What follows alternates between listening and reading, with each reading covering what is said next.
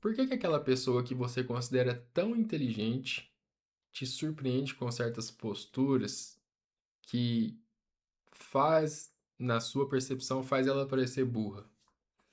Isso é algo que tem acontecido muito, em especial quando a gente fala de discussões políticas, né, de posicionamentos políticos. Mas por que que isso acontece?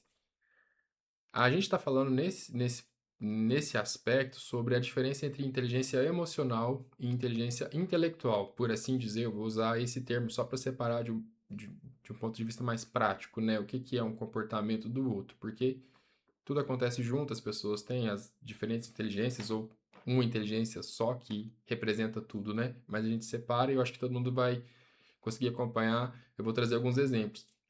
A inteligência intelectual é essa inteligência da matemática, do raciocínio, da engenharia, né? Da lógica. Então, é uma inteligência daquela pessoa que sabe resolver problemas, objetivos, concretos. A inteligência intelectual, ela leva muito para o lado da. Desculpa, a inteligência emocional leva muito para o lado da relação, do relacionamento entre as pessoas. Então, a inteligência emocional tem a ver com as emoções, tem a ver com a capacidade de entender emoções das outras pessoas, mas principalmente da capacidade de gerenciar as próprias emoções. Porque a gente só é bom com a emoção do outro quando a gente consegue realmente gerenciar as nossas emoções, porque aí você consegue ter um melhor posicionamento, um discernimento equilibrado, realista. Porque o que é necessário quando a gente está entre pessoas? A gente precisa tentar achar um ponto de equilíbrio entre interesses, entre convivência.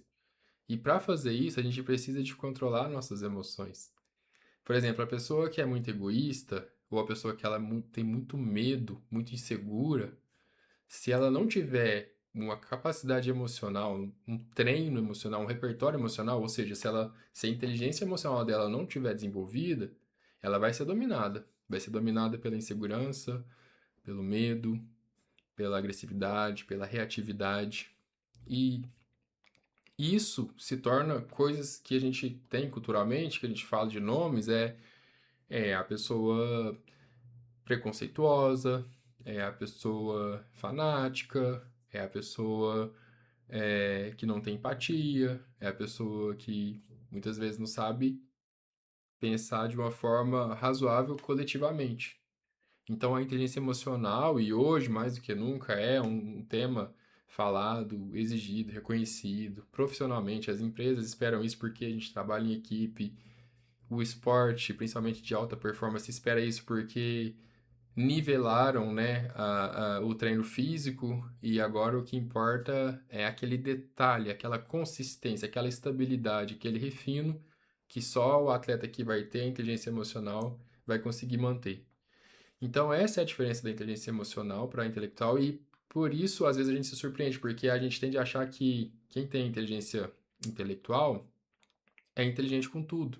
E não é verdade. Às vezes a pessoa pode ser um gênio intelectual, falar muitas línguas, resolver muitas questões lógicas, estratégicas, mas não ter a inteligência emocional. E aí ela peca, ela erra, ela é grosseira nas relações, no trato de pessoas. Às vezes ela reage só com o interesse próprio e não consegue equacionar isso dentro dela, porque isso na verdade é uma dificuldade da pessoa, é uma dificuldade interna que está aparecendo de uma forma agressiva e grosseira.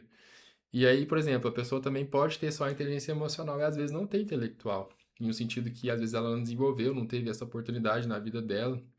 E aí é aquele caso clássico daquela pessoa que não tem instrução, não tem diplomas, não tem é, estudo, mas é uma pessoa extremamente sábia, uma pessoa que dá conselho, uma pessoa fácil de lidar, uma pessoa que sabe levar a vida, porque sabedoria é sobre inteligência emocional, não é sobre inteligência intelectual. Então, a pessoa inteligente intelectual pode ter zero sabedoria, e a pessoa com inteligência emocional pode ter muita sabedoria.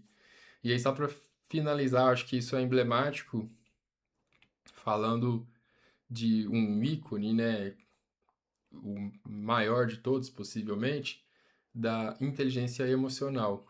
A figura que melhor representa a inteligência emocional E é curioso porque é justamente sobre isso. Não é um gênio da física, não é um gênio da matemática, não é um grande empresário, não é o que dominou todos os territórios e todos os reinos.